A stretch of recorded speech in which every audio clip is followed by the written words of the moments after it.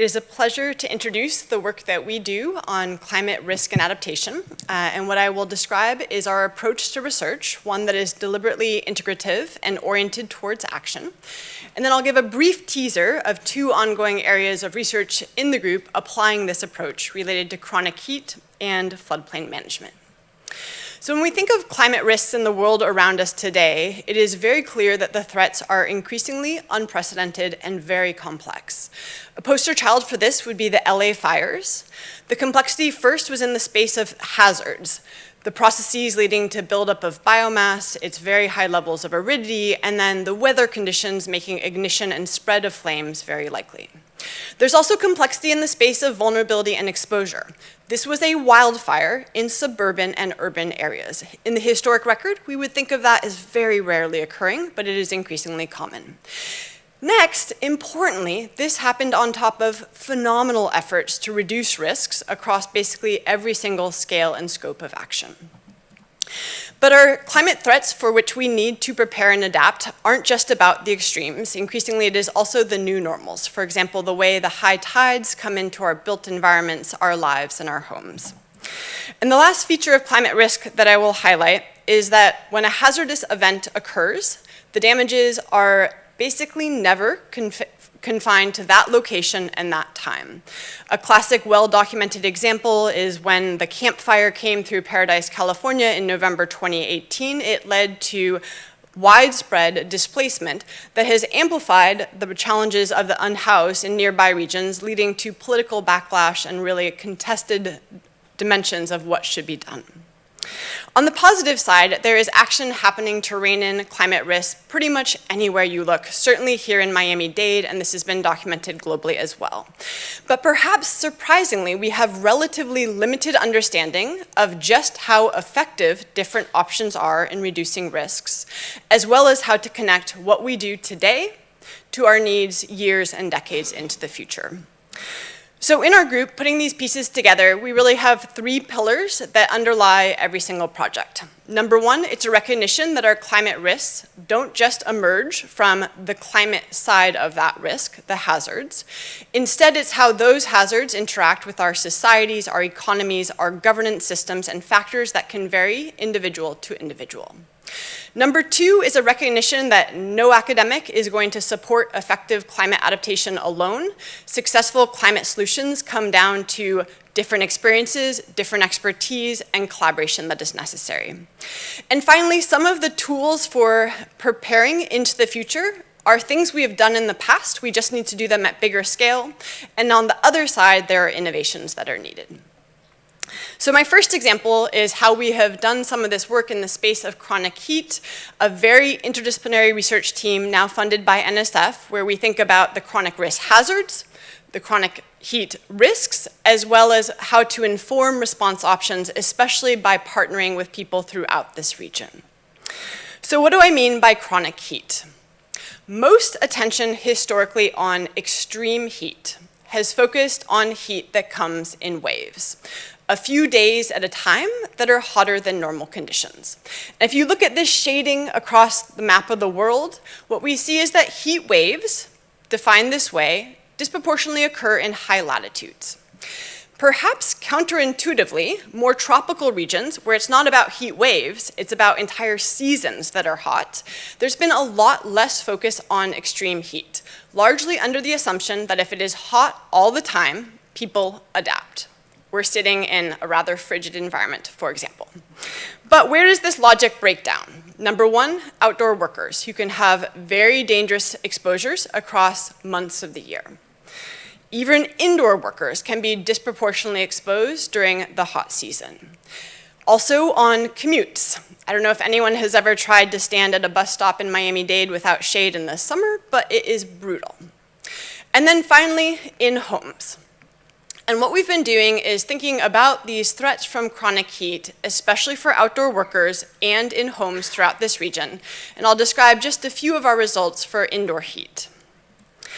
Partnering with Catalyst Miami, we recruited 57 households across the county who reported feeling too hot in their homes, or they reported that they could not afford the electricity to cool down their homes. On the left here, we see Each dot is a household, data for what we call the caution months, and then the hotter extreme caution months on the right. The vertical axis of each of these plots shows the average indoor heat index across those months, looking at every hour of the day, and the energy burden on the horizontal axis shows the fraction of income going towards their electricity bills. So these numbers are breathtaking in a way. We have a lot of households where the home is effectively functioning as a greenhouse, and you have indoor heat exposure that is hotter than the outdoors defined by the dotted lines there. And we had households paying up to 30% of their income on their electricity bills. For reference, 6% is the federal definition of energy poverty. This is largely a story of poverty. What would drive up risk for households was low income combined with inadequate air conditioning systems, buildings where the quality was so poor they could not be cooled, very high housing burden, and also with particular challenges for single-parent households. We've also been doing mini ethnographies to really tease apart the suites of factors coming into intersection for these families to drive up risks, and also documenting the cascades and the accumulation of risk, impacts from chronic heat in this region that go far beyond what's been documented or measured in the literature. And by doing this research in partnership with local governments and community organizations and residents, there's this really exciting opportunity that we've been putting into motion of informing our emerging heat policy with evidence in real time. The second example that I will highlight, applying this integrative, action-oriented research approach, relates to floodplain management. So, what do we know about floods? Mostly we know about floods after a flood has occurred, right? That's when people are dealing with a flood, that's when the media reports on a flood, that's when we as academics select on the dependent and study what has happened. But the intuition for this research was to go way upstream and to ask, are there communities that avoid having a flood in the first place because they don't build out their floodplain? They put homes instead on high, safe ground. We had NSF reviewers who didn't think we would find a single community in the United States that was proactively avoiding floodplain development. But check your priors. It actually turns out that 74% of floodplain communities across the United States are doing better than random chance in steering development away from their floodplains. There are also a lot of floodplain communities that have put 0 homes in the floodplain over the last 2 decades. In Florida, by contrast, we have put 40% of the homes that have gone into floodplains nationally over the last 2 decades have gone into floodplains in Florida. So we have very high risk exposure. And what was kind of neat in this research is that we could really dive deep and say, well, what's happening in all of these proactive success stories that frankly everyone has perhaps surprisingly missed? And what we found is that it's kind of boring. They are applying routine municipal land use planning tools consistently through time and enforcing them. So for example, in Lumberton, this was a relatively rural area where they used transfer of development rights to steer development away from the natural floodplains, away from the agricultural lands, and instead into a higher ground suburban part of the jurisdiction. Or there is Aberdeen, my favorite. We worked with FEMA, we worked with the Department of Environmental Protection, and no one thought Aberdeen was a success story. Even when we went to Aberdeen, we said, you guys are doing great things, and they said, who, us? Okay, so they put into place a setback from the waterfront at the start of development into the town.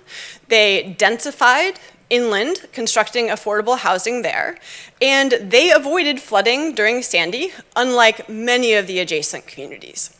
There are also places like Woodbridge, really prioritizing protection of residents and saying that commercial actors can go it alone, recognizing that commercial purchase of real estate is often much more attuned to flood risk as compared to residents. So putting these pieces together, this has been a brief teaser on the type of research we do and the approach we take related to climate risk and adaptation, and through the 2 examples that I featured, really emphasizing just how complex and intersectional chronic heat risk can be, and how understanding that can lead to solutions, and how also hopefully there are some proactive solutions that maybe surprisingly we have sometimes missed in the past. I'd like to thank many of the students who contributed to this work and a whole bunch of work that I haven't been able to feature today. Ronnie, when he was dean, would always remind us that we have the best job in the world, and it is definitely interactions with these students doing great things here and carrying it out into really important careers that makes that the case. So thank you.